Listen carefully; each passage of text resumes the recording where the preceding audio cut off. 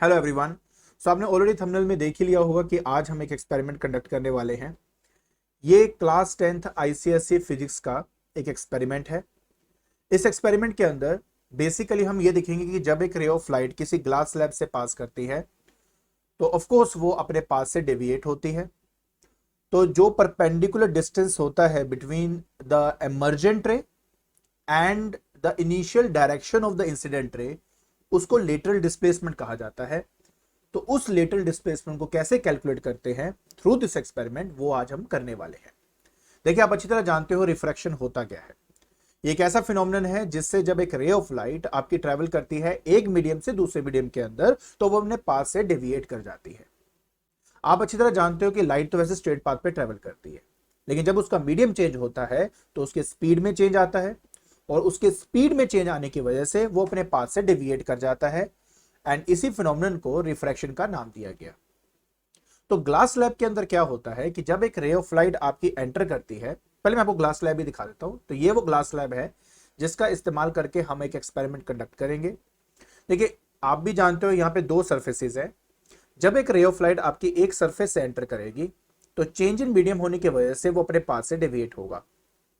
उसके बाद जब वो दूसरे सरफेस से बाहर निकलेगी तो वो फिर से डेविएट होगा। पहले केस में वो आपका रेयर से डेंसर जा रहा है और दूसरे केस में वो डेंसर से रेयर मीडियम में जाएगा। तो ये होती है इंसिडेंट रे। जो रे इसके अंदर है उसको रिफ्रैक्टेड रे कहते हैं, और जो इससे बाहर निकलती है उसको एमर्जेंट रे कहा जाता है। इसकी दो खास बातें हैं। पहली, जो इंसिडेंट रे है और जो एमर्जेंट रे है ये दोनों आपस में पैरेलल होते हैं। आज हम इस एक्सपेरिमेंट के अंदर ये भी देखेंगे। इसके अलावा जो हमारा एंगल ऑफ इंसिडेंस होता है, जो कि एक इंसिडेंट रे अपने नॉर्मल के साथ बनाता है, और जो एंगल ऑफ एमर्जेंस होती है जो कि एक इमर्जेंट रे अपने नॉर्मल के साथ बनाता है, ये दोनों एक दूसरे के बराबर होते हैं। तो इस एक्सपेरिमेंट के अंदर ये दो चीजें तो हमने करनी ही करनी है। और तीसरा जो इस एक्सपेरिमेंट का मेन मकसद है वो ये है लेटरल डिस्प्लेसमेंट को कैलकुलेट करना। तो देखो, होता क्या है कि अगर एक रे ऑफ लाइट आपकी ऐसे एंटर कर रही है तो इसमें से पास करने के बाद वो रे ऑफ लाइट अपने पास से थोड़ा परपेंडिकुलर डिस्टेंस से शिफ्ट हो जाती है। तो वो जो परपेंडिकुलर डिस्टेंस होता है एक इंसिडेंट रे के डायरेक्शन और एमर्जेंट रे के बीच में जो परपेंडिकुलर डिस्टेंस होता है उसको लेटरल डिस्प्लेसमेंट हम कहते हैं। तो चलिए अब वो प्रैक्टिकल करते हैं। अब इस प्रैक्टिकल करने के लिए आपको कुछ चीजें चाहिए। तो सबसे पहले तो ऑब्वियस आपको एक ग्लास स्लैब चाहिए। इस ग्लास स्लैब की जो डायमेंशंस है वो मैं डाल दूंगा डिस्क्रिप्शन बॉक्स के अंदर। इसके अलावा आपको एक डी चाहिए आपको एंगल्स को मेजर करने के लिए। स्केल चाहिए लेटरल डिस्प्लेसमेंट को ऑफ कोर्स मेजर करने के लिए या हमारी स्ट्रेट लाइंस को ड्रॉ करने के लिए। इसके अलावा आपको चाहिए, देखिए, एक तो आपको चाहिए थंब पिन्स, ठीक है। इसके अलावा आपको चाहिए सेफ्टी पिन्स, और इसके साथ आपको चाहिए एक ड्राइंग बोर्ड, और साथ में एक चाहिए A4 शीट, ठीक है। जब आपके पास ये सब होगा तो आप घर बैठे बैठे ये एक्सपेरिमेंट को कर सकते हैं। अदरवाइज मैं ये एक्सपेरिमेंट कंडक्ट करने वाला हूं, इसका जो रिजल्ट है वो आपके साथ में शेयर भी करूंगा। और जिस पेज के ऊपर मैं ये ड्रॉ कर रहा हूं वो पेज भी जो डाउनलोड अगर करना चाहें तो उसका लिंक मैं यहाँ पे दे दूंगा। देखिए, इसको डाउनलोड करके आप फोटोकॉपी निकाल कर आप इसको अपने फाइल में मत चिपकाना। देखिए, इसको एज ए टेम्पलेट की तरह आप यूज कर सकते हो, जस्ट टू सी कि जो आपने किया है और जो मैंने किया है वो एग्जैक्टली सेम है कि नहीं है, जस्ट टू सी दैट। इसके अलावा एक बात समझ लीजिए, चाहे हम ग्लास स्लैब की बात कर रहे हैं, चाहे हम ड्राइंग बोर्ड की बात कर रहे हैं, चाहे A4 शीट, जो भी मैं यहाँ पे सामान इस्तेमाल करूंगा, इन सभी चीजों को आप Amazon से ले सकते हैं। और इनके जो लिंक्स है वह मैंने ऑलरेडी डिस्क्रिप्शन बॉक्स में डाल दिए हैं। आप वहां जाकर अगर आप चाहें तो वहां से ले जाकर आप इसको जो है खरीद सकते हो और घर में ये एक्सपेरिमेंट कर सकते हो, ठीक है। तो चलिए जल्दी से हम अपना ये एक्सपेरिमेंट करते हैं।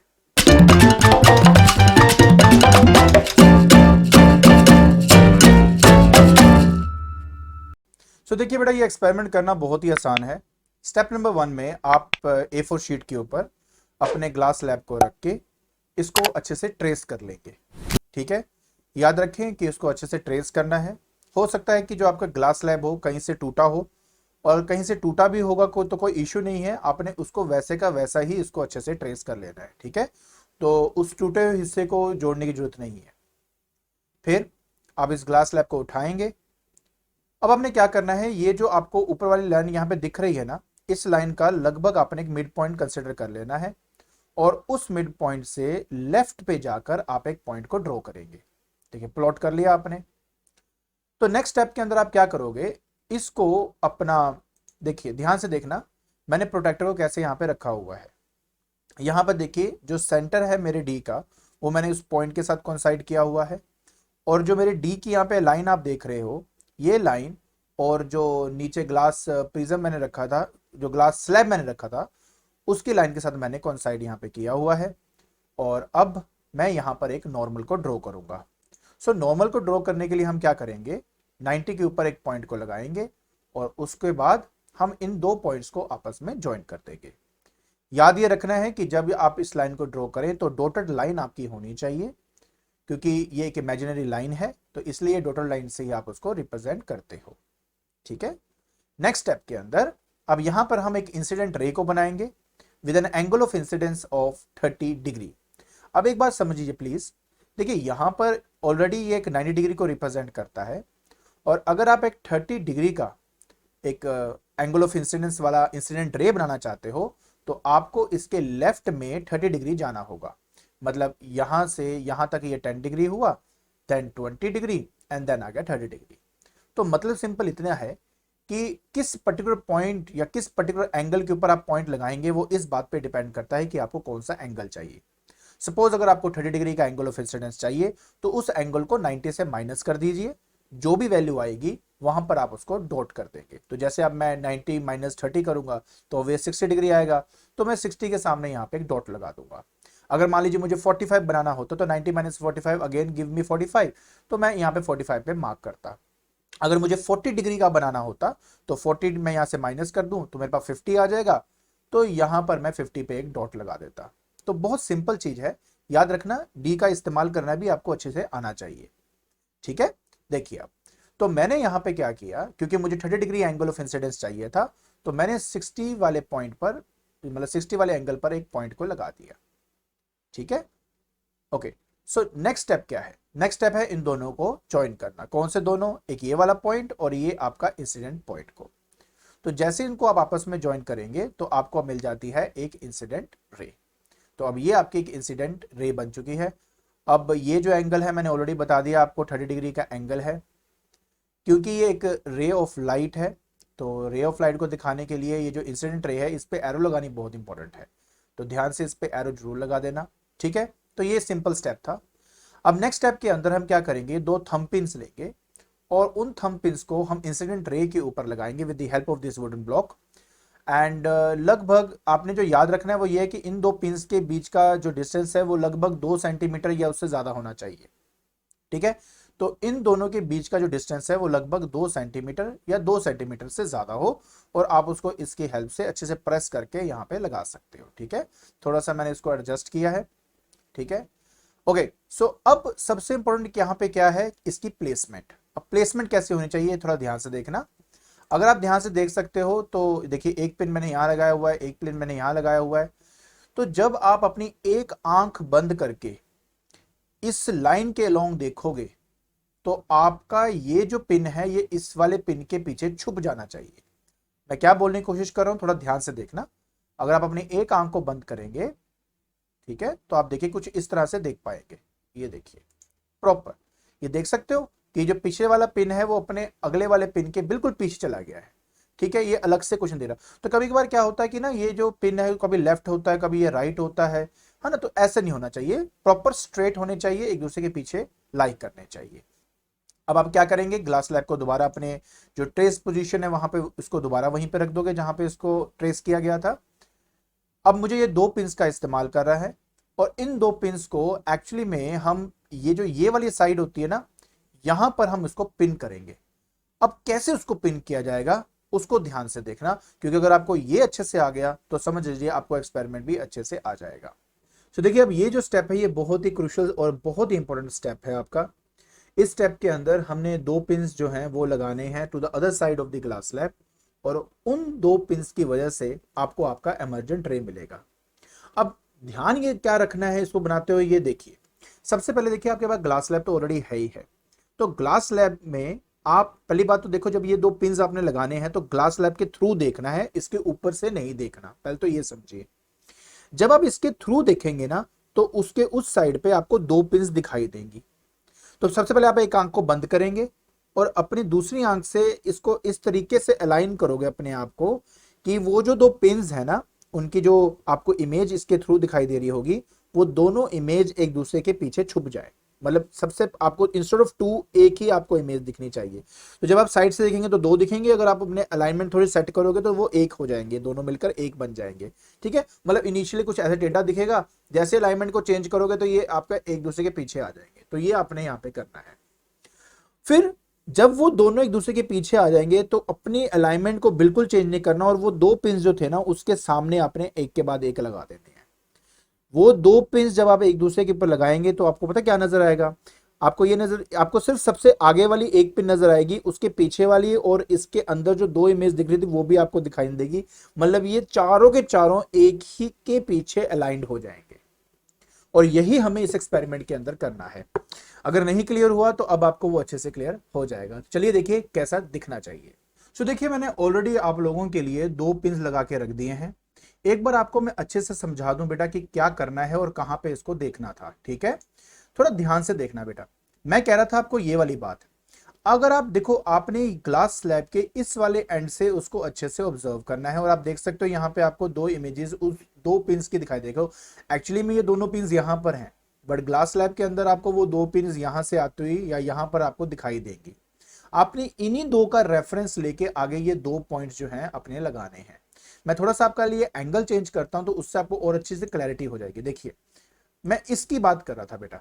अब देखिए, अगर आप एक आंख बंद करोगे तो आपको क्या दिखेगा कि ये वाली इकलौती पिन आपको दिखाई दे रही है, इसके पीछे जो आपने एक पिन लगाई थी वो भी आपको नहीं दिख रही, और ग्लास स्लैब के अंदर से जो दो इमेजेस दिख रही थी वो भी अब आपको यहाँ पे दिखाई दे नहीं रही। इसको ध्यान में रखते हुए बेटा अपने दो पिन अपने लगाने होते हैं। ठीक है, एक बार ध्यान से अपने एंगल्स को देखो, मैं क्या बोलने की कोशिश कर रहा हूं। और आप देख सकते हो बेटा, असलियत में वो दो पिन यहां पर है, बट उनकी जो इमेज है वो यहां दिख रही थी, और उन्हीं के सामने मैंने अपने ये दो पिंस लगा दिए ताकि आपके ये चारों के चारों अलाइंड हो जाए, एक के पीछे आपके ये आ जाए प्रॉपरली। ठीक है, तो ध्यान से और देखिए कैसे करेंगे। ये मैं आपको डिफरेंट डिफरेंट एंगल्स दिखा देता हूं ताकि थोड़ी और अच्छे से क्लैरिटी हो जाए। देखिए, एक्चुअली में ये चारों अलग अलग है, ठीक है, बट आपने अपने आप को अलाइंड इस तरह से करना है, और अलाइंड करने के बाद ये दो पिंस लगाने हैं। ठीक है, और जब ये दो पिंस लगाएंगे तो ये चारों के चारों एक के पीछे एक होने चाहिए। बस यही एक्सपेरिमेंट का मेन चीज है। अगर आपको ये एक्सपेरिमेंट का ये वाला पार्ट आ गया तो समझ लीजिए आपका एक्सपेरिमेंट आपको आ गया है। ठीक है, चलिए थोड़ा ऊपर से भी एक बार अच्छे से दिखा दूं कैसा दिखता है आपको ये। तो देखिए थोड़ा सा ध्यान से, ठीक है, कैसे इसको करेंगे।